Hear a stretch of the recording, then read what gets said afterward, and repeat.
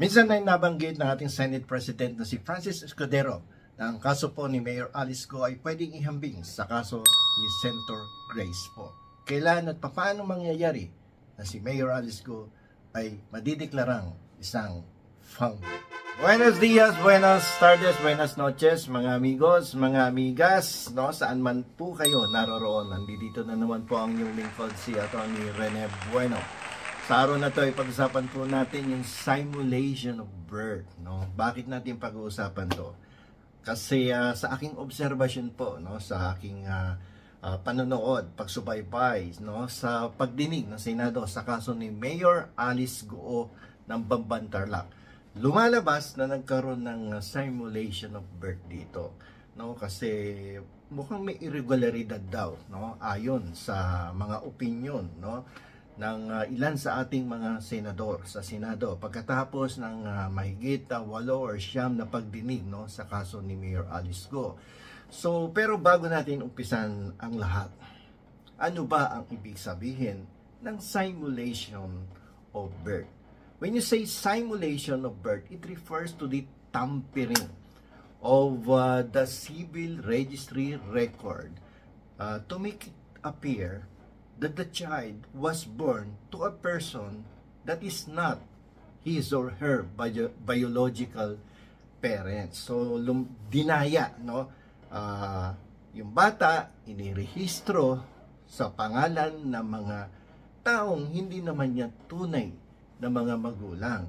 At yung tunay na magulang ay either inabandon siya, pinamigay na, or iniwan na lang somewhere, no, causing the loss of the true identity and the status of the child. Alam niyo po, yung simulation of birth, marami pong gumagawa niyan eh.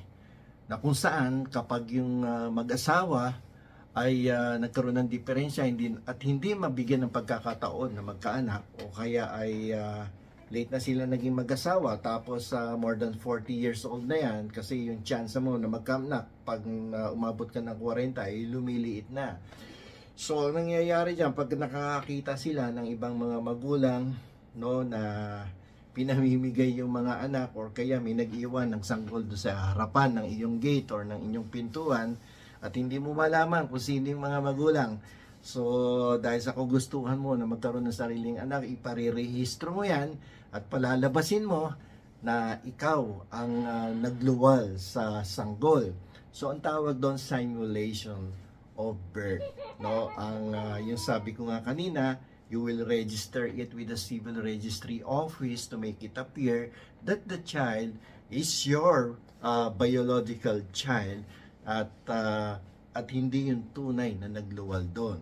So, pag ganon, nawawala tuloy talaga yung civil status ng bata, yung talagang kanyang true identity.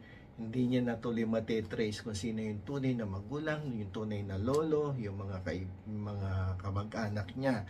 So, mapupunta doon sa taong nagrehistro ng kanyang birth certificate. So, yung ganyan pong pamamaraan ng pagrerehistro ng birth certificate ng isang bata na hindi mo naman pala tunay na anak ay dinidiscourage po yan o pinagbabawal ng ating revised penal code. Sapagkat pag yan ay ginawa mo, magkakaroon ka ng criminal at civil liability at mabigat po ang parusang ibinibigay ng batas dyan. Mahaba-haba yung panahon ng iyong pagkakakulong kapag ikaw ay nadiskubre at napatunayan na nag-simulate ng birth certificate. Pero kamakailan, sometime in 2019, ang ating pong Kongreso ay gumawa ng isang batas, no, rectifying, no, yung simulation of birth na yan, at nagbigay ng isang amnestiya, no, pinapatawad yung mga taong nakagawa niyan na pagrerehistro ng mga batang hindi naman pala nila tunay na anak. Pero ang intention niyan ay dapat malaman na yung taong nag-simulate ng birth ay talaga namang ang iniisip ay ang kapakanan ng batang kanilang inirehistro sa kanilang pangalan. At kailangan din naman na ang bata ay nakatira sa kanila at kanilang inaruga sa loob ng 3 sunod-sunod na taon. So, bakit po natin pinag-uusapan tong bagay na to? Kasi nga doon sa kaso ni Mayor Alice Go ay mukhang lumalabas, nagkaroon ng simulation of birth, no? Inirehistro si Alice Go, late pa nga ang pagkakarehistro, no, sa civil registry. Nagkaroon ng late registration of the birth certificate of Mayor Alice Go. Pero lumalabas doon sa ngayon at the moment, kasi lumalabas doon sa investigasyon ng Senado na parang peke yata yung magulang, yung ina na nirehistro, kasi hindi lumalabas sa other documents na yun ang tunay na ina ni Mayor Alice Go. Mukhang nagkaroon ng imbentuhan ng impormasyon. So, dapat kinakailangan talagang makausap, no, maimbestiga ng Senado yung kanyang ama sapagkat siya ay nagdeklara ng mga impormasyon doon sa pagkakarehistro ng birth certificate ni Alice Go. Pero ang iniisip ko dito, paano kung yung pinaghihinalaan na magulang o ina ni Mayor Alice Go na si Wen Lian ba yun, ay hindi rin tunay na ina ni Mayor Alice Go. Kasi yung kumaalala ninyo, yung unang deklarasyon or statement ni Mayor Alice Go, simula't simula nung siya ay nagkaisip, ay wala siyang kinagisnang ina. Diba? Medyo dramatic pa yung pagkakakwento niya kay Karen Davila. Talagang hindi niya nakita simula nung siya ay nagkaisip ang kanyang tunay na ina. Sinabi lamang daw ng kanyang ama na ang kanyang ina ay si a certain, no, Amelia Lial, no, pero hindi niya na silayan, no, ang kagandahan ng kanyang tunay na ina. Pero itong mapaghihinalaan namang ina ay na nakarehistro sa Securities and Exchange Commission at ilan sa kanilang mga dokumento na may kaugnayan sa kanilang mga negosyo ay itinatanggi naman na kanyang magulang. Pero kung ito ay mapuprebwahan sa DNA test na hindi niya rin tunay na magulang, so mangyayari dito, dinaya nung ama yung kanyang birth certificate. Ang worst case dito ay ganito paano kung nagkaroon ng DNA test si Mayor Alice Go, no, doon sa kanyang ama, no, na nagrehistro. Kung nadaya mo yung pangalan ng ina, pwede mo din sabihin na nadaya mo din yung pangalan ng ama at pinalabas mo lamang na ikaw ang ama ni Alice Go, pero in truth and in fact, baka anak yan ng mga kaibigan mo in check, kakilala mong in check. O kaya binigay lang sa iyo ng isa sa miyembro ng community of Chinese diyan sa Binondo, yung bata. At ikaw naman kasi ang iniisip ko dito, no, kung tunay mong anak to, bakit mo pinabayaang ikulong mo doon sa farm at hindi mo pinag-aral? The fact that you are considered as a millionaire, milyonaryo to laki-laki ng farm, tapos ang dami-daming negosyo. Siyempre, anak mo yan, mahal mo yan, siyempre, gusto mong bigyan ng magandang kinabukasan yan at irehistro mo man lang sa isang lehitimong homeschool yan. Pero ang nangyari, pinaturuan mo lang kay Rubilin, no? Mula sa 6 na taon or 7 taon hanggang siya ay umabot ng stage na parang high school na tinuturo ni Rubilin. Pero parang nakakapagduda nga, no? At dito papasok yung opinion ni Senate President Francis Escudero. Paano kung ito hypothetical lang to, paano kung nalaman nga na hindi ina ni Alice Go yung si Amelia Lial at hindi din napatunayan na ina ni Alice Go si Wen Lian, at worst case scenario, dinaya lang pala talaga lahat ng kanyang tinuturing na ama ang lahat ng impormasyon na dineklara sa birth certificate, pati doon sa mga certificate of registration sa kanilang negosyo. So lumalabas, totally walang mga magulang si Mayor Alice Go. So papasok dito yung paghahambing ni Senate President Francis Escudero na ang kaso ni Alice Go ay may tuturing na kaparehas ng kaso ni Senator Grace Poe as a foundling. Pwede pong mangyari yon. So, magandang subaybayan to. Pag nalaman na hindi niya ina si Amelia Lial, hindi niya ina si Wen Lian, hindi niya ama si tinuturing na si Go, ay magiging foundling yan. At yan ay, kapag yan ay isang foundling, yan ay ituturing na natural born citizen ng ating bansa. So napakahirap nitong sitwasyon ni Mayor Alice Go. Mukhang nagamit yung tao, yung bata, nagamit sa isang transaksyon na hindi niya inaakalang magiging sakit ng ulo para sa kanya.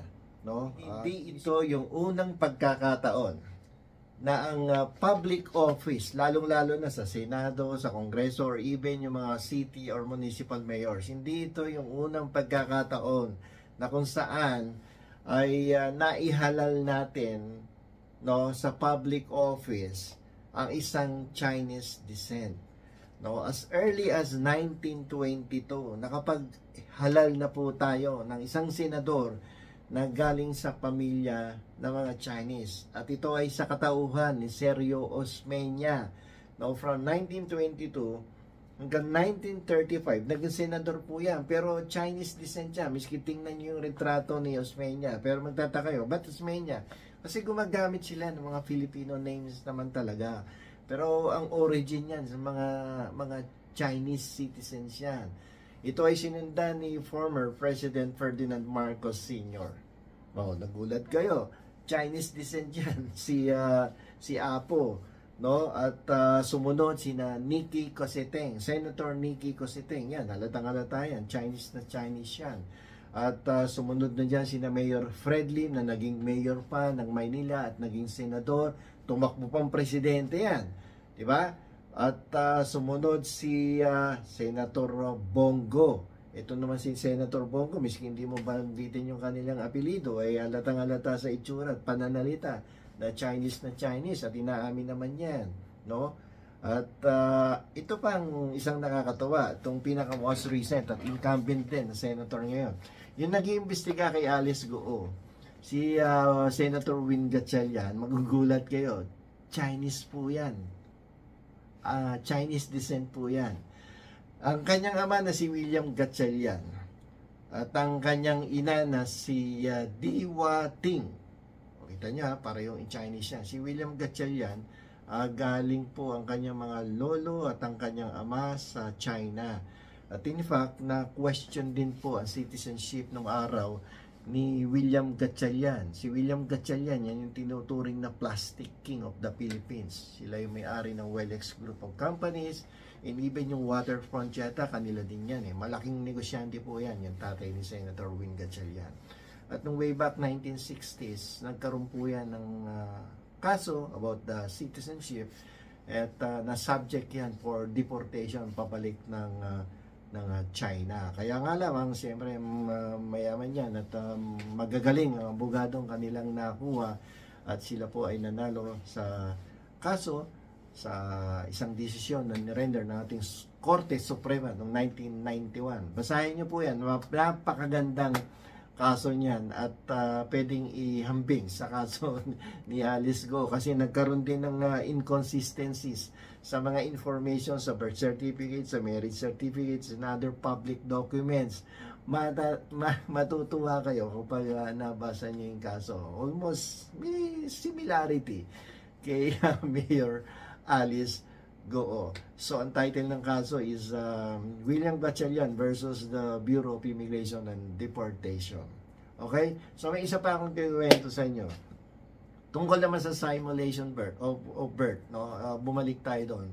When I was still working in collaboration with the U.S. Immigration Law Firm in Washington, there was a client na umamin sa amin na para maiwasan, no, yung legal adoption ng kanyang ginawa sa kanyang anak ay tinuring niyang anak na anak ng ibang tao, ay nirehistro niya yung birth certificate ng kanyang anak sa ilalim ng kanyang pangalan at hindi doon sa pangalan ng biological parents talaga. So nirehistro niya at dumating yung panahon na sila ay nagkaroon ng interest na mag-migrate sa United States at sila ay nag-file ng petition for migration in the United States. So na initially it was approved and there was an interview, no? Kasi kapag initially na-approvean yung petition for migration in the United States, you will be subjected to an interview with the consular officer of the US Embassy. So in-interview sila, pumasa yung mag-asawa, pero ang kanilang kaisa-isang anak ay na-deny ang application for immigrant visa. Bakit kanyo? Dahil na-discover nung interviewing consular officer na it is very remote, no, yung possibility on the part of the woman to give birth to a child sapagkat ang kanyang edad, no, nung ikinumpara yung birth certificate sa kanyang edad nung time na ipinanganak yung bata, ay lumalabas na there is a remote possibility to give birth because matanda na siya nung time na yon. Okay? Almost close to 50 years old. So, dinecline nung US consul yung application for immigrant visa. So, let us make a final analysis. What will happen kung ma-discover na nagkaroon ng simulation of birth in the case of Mayor Alice Go? So, mangyayari dito, there will be the filing of different cases in court. The first possible case that may be filed in court is the filing of the cancellation of the simulated birth certificate of Mayor Alice Go. And then after that, there must be a filing of the petition to judicially declare Alice Go as a foundling. Yun ang possible mangyari, or as an abandoned child. Sapagkat kung mapapatunayan na dinaya ng Chekwa yung kanyang birth certificate at inimbento yung pangalan ng mga ina. At siya din ay lumabas na hindi naman pala tunay na ama ni Alice Go. At ginamit lang, no? Nag-take ng advantage para makabili ng mga properties. Ayun, pwedeng ma-declare as a foundling yung tao. At number 3, kung similarly situated kayo sa ganitong kaso na simulation of birth, ay the third case that may be filed is to open the legal adoption of the child. Okay, so yan po ang istorya tungkol sa simulation of birth. At dito po nagtatapos ang ating kwentuhan. Ito po muli ang inyong lingkod, si Attorney Rene Bona. Huwag niyo po kalimutan mag-subscribe at mag-like dito sa aking YouTube channel. Marami pong salamat.